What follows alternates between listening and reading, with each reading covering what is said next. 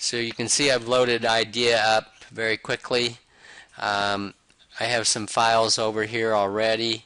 So let's just take care of the big files. I've loaded a 3 million record set, a 6 million, and a 9 million. I can actually have those files active on my desktop by splitting the screen, maximizing. So I can actually drag a file and drop it on the other side if I want very quickly. So there's 18 million records open right there. So let's move off into some of the auditor tests. Let me close up these windows. So you can see here I've already imported a general ledger file right here. So let me open that up. There's a few things I do every time I open up a client data for the first time. The first thing I do is I kind of get my workspace organized the way I like it, and IDEA will remember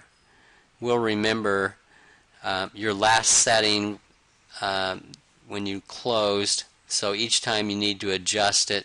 The second thing I do is I want to get my arms around the record layout. So I open up the data field manipulation, and here is the record layout. I can easily change the name of the fields just by typing over them.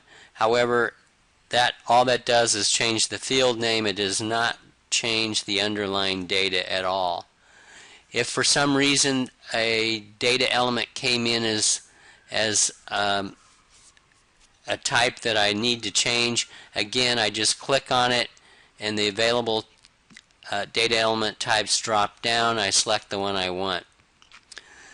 So that's the second thing I do. The third thing I like to do, of course, is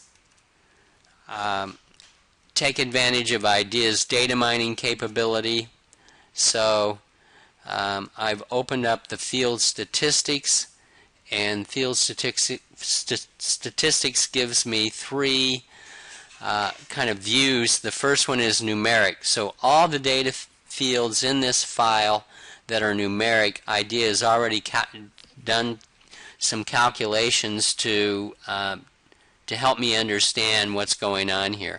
Now obviously this is probably where you would pull your information to balance back to the client's records before you spend a lot of time doing analysis when you may not be in agreement.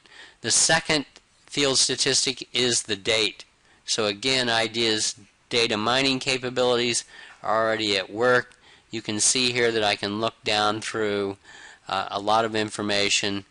If I come down all the way to the bottom, you see the records by entry date, and I see 42 records there that were entered on a Sunday. I'm not aware that the client works on Sunday, so I may want to save a copy of that information to journal entry on Sunday.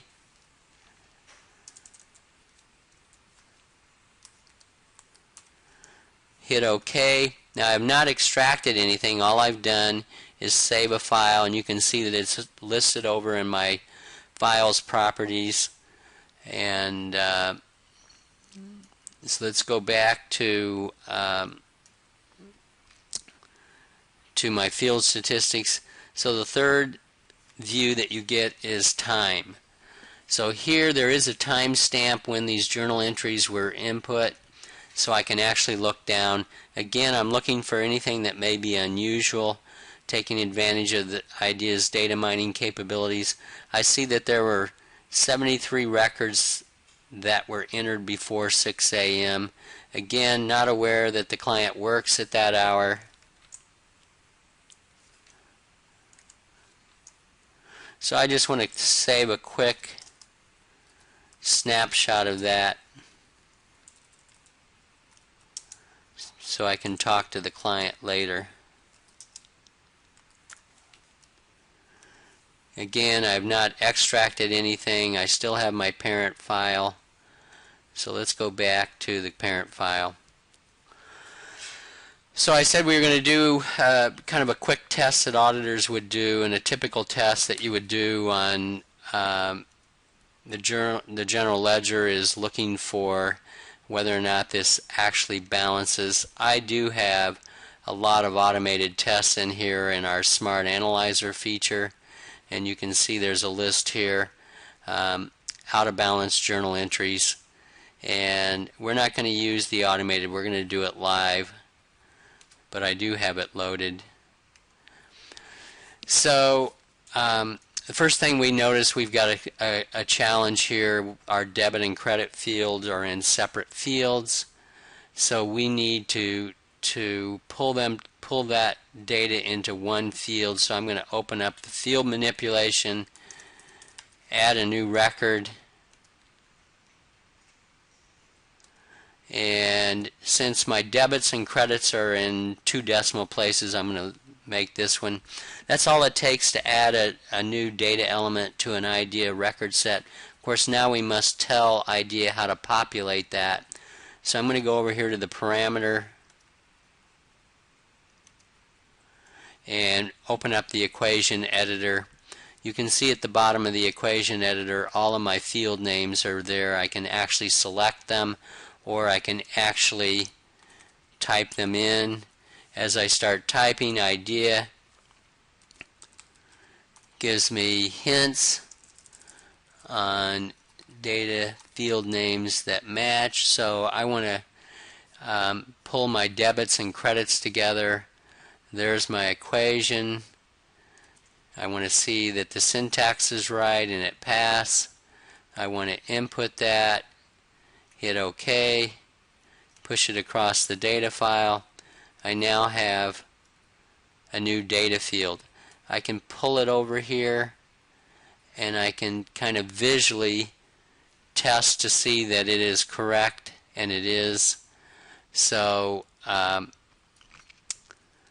the next thing I need to do is, you'll notice that I have all the line item details for this journal entry. So to determine whether or not this file is in fact balancing, I need to pull the journal entries back together.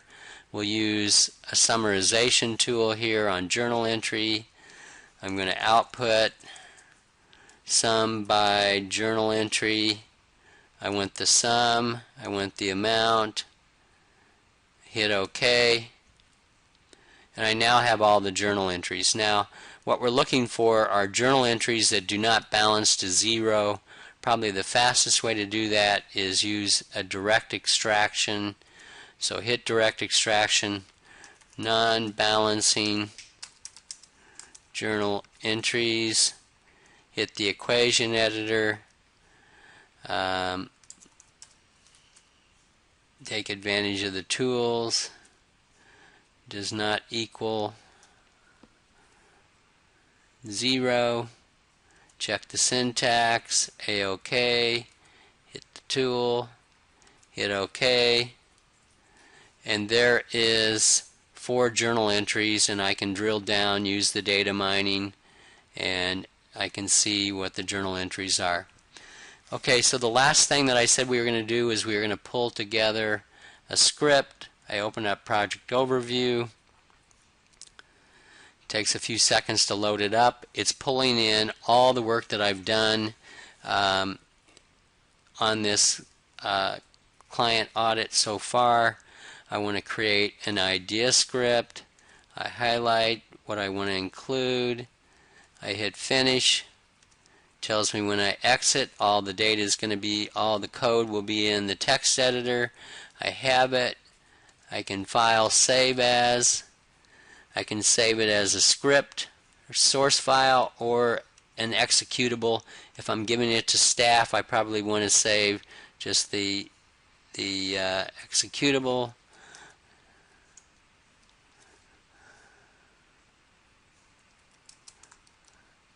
Non-balancing journal entry, save, close up all my data files, come back to my macros, open a macro, non-balancing journal entry, run the macro. Okay, it's already detected that I've already ran this test, which I did to test this out. So here we're sitting on the import, the journal entry. So I've already ran the sum by journal entry.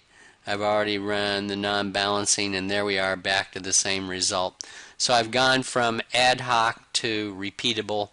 Of course, I could save it as a .exe, make it an executable, match it up with an XP file scheduler, and I can make that repeatable. So I can make that continuous with a data feed over the company shared network. So that's it for me.